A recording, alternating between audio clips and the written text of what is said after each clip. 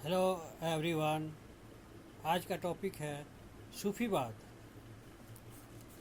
सूफी शब्द से इस्लाम के रहस्यवादी पक्ष का परिचय मिलता है, परंतु सूफी मत एक आंदोलन के रूप में स्वयं में सामाजिक धार्मिक परिदृश्य समेटे हुए है। सूफी शब्द के विभिन्न अर्थ दिए गए हैं, जिनमें सर्व स्वीकार्य मत सफ़ा का मतलब ऊन या बकरी या भेड़ के बाल का ऊनी कपड़ा है, जो सफ़ा के बने वस्त्र पहनता था, वही सूफी कहलाया। मोटे वस्त्रों का पहना जाना भौतिकवाद के विरुद्ध एक अभिव्यक्ति है, जिसमें जिसमें मुलायम एवं आरामदायक वस्त्रों का परित्याग किया गया था। इस्लाम सफ़ा शब्दों में सन्यासी जीवन का खंडन करता है तथा व्यक्ति के सामाजिक उत्तरदायित्व पर बल देता है। कुछ सूफी संतों ने सन्यासी जीवन अपनाया, परंतु उन्होंने इसका अनुसरण करने की सलाह नहीं दी। उन्होंने व्यक्ति के समाज में रहने की बात की, जो सूफियों की सफलता का सबसे बड़ा कारण था। सूफियों ने एक ईश्वरवाद का उपदेश दिया एवं आत्मा और परमात्मा के बीच सौहार्दपूर्ण संघर्ष की बात की। ईश्वर की प्राप्ति के लिए 7 घाटियों को पार करना पड़ता है। पहला,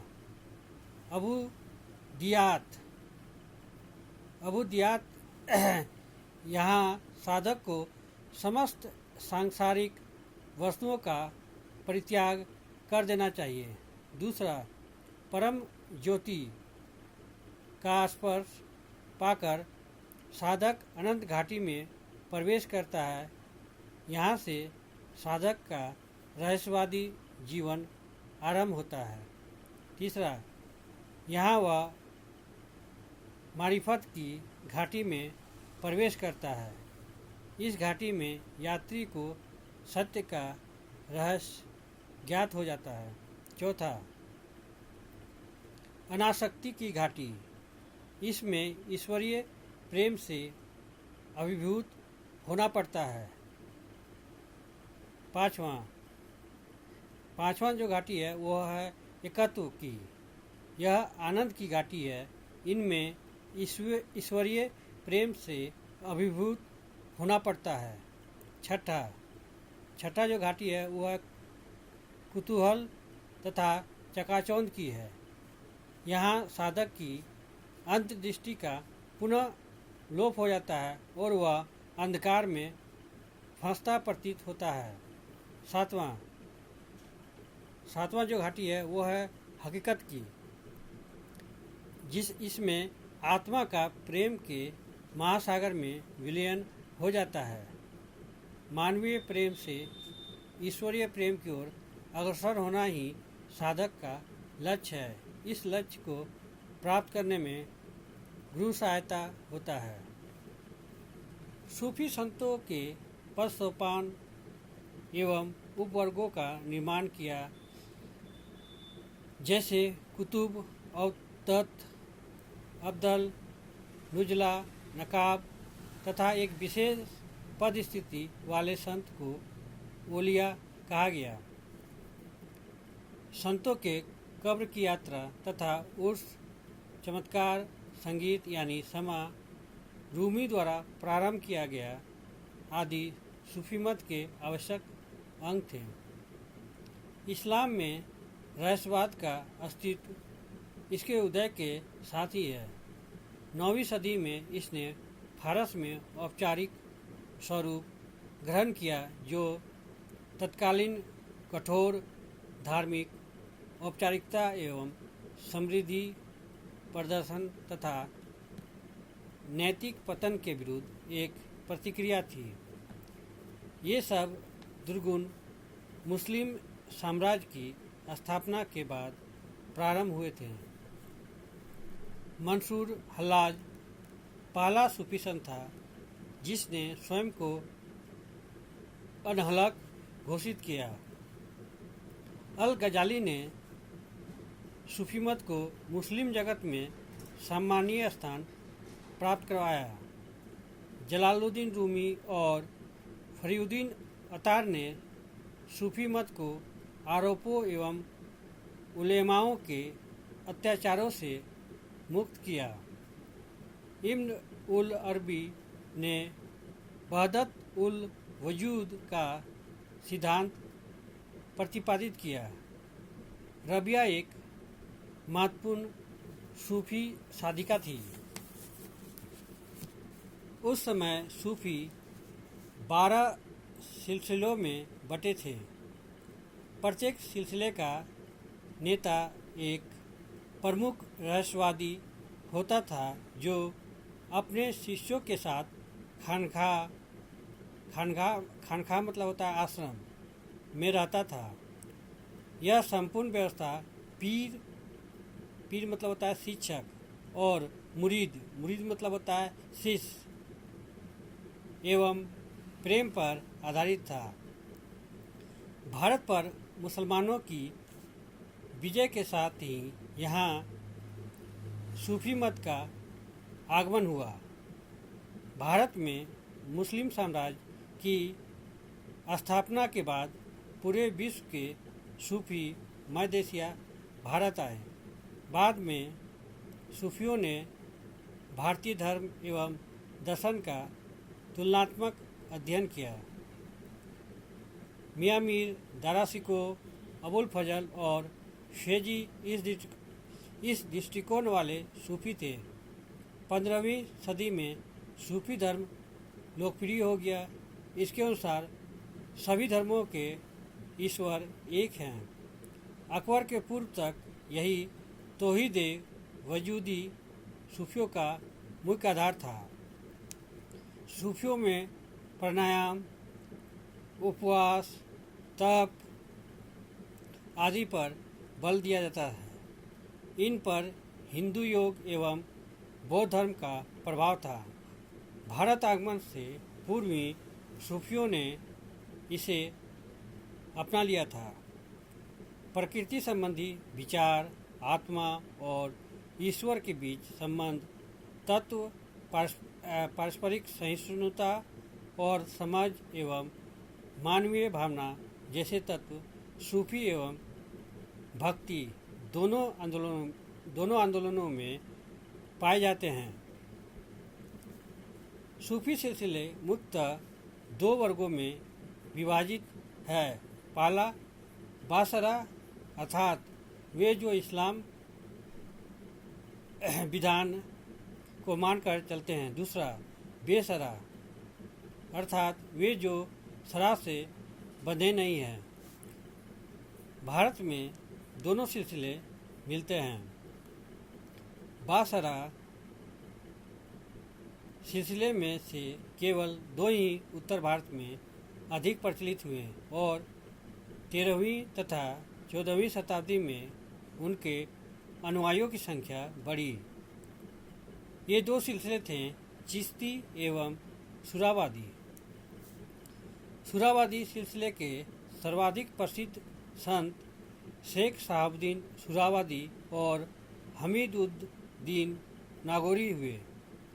चिश्तियों की भांति वे फक्कड़ जीवन में विश्वास नहीं करते थे। वे राज्य की सेवा स्वीकार करते थे।